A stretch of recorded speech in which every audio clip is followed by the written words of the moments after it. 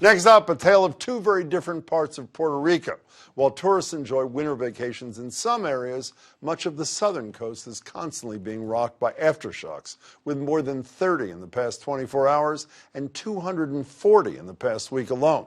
And as Stephanie Leydon tells us, just over 2 years since Hurricane Maria hit, the reverberations are being felt in this area, too.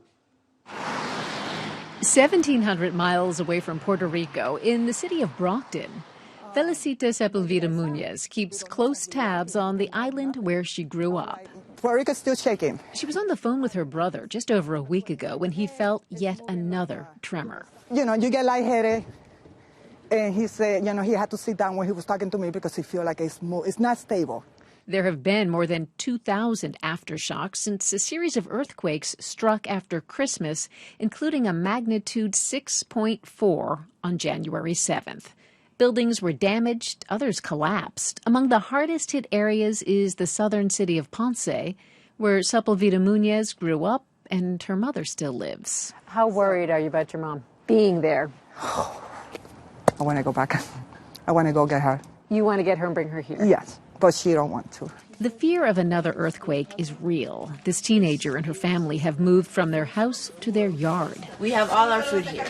We have to cover it all the time because it's always raining and mosquitoes. Many others are living in tents, in some cases right along the highway. You wake up and you wonder, am I not just going to lose my home, but am I going to die? Is my family going to die? Chris Farron spent 11 days in Puerto Rico last month with the Salvation Army. That's him on the left. He also made repeated trips to Puerto Rico after Hurricane Maria. Unlike Maria, which hit the entire island, damage from the earthquakes has been regional, but he says no less traumatic. Every hour, the ground is doing this, and the buildings that survived from the 6.4, some of them start to crumble the next day, and then 3 days later, there's a few more. And so no one felt safe at all, and the fear was something I'd never seen before at that level. In the aftermath of Maria, Sepulveda Muñez helped about 200 people resettle here in Brockton. Several live at this apartment complex, including Eddie Arroyo. His reaction to the earthquake? He started crying.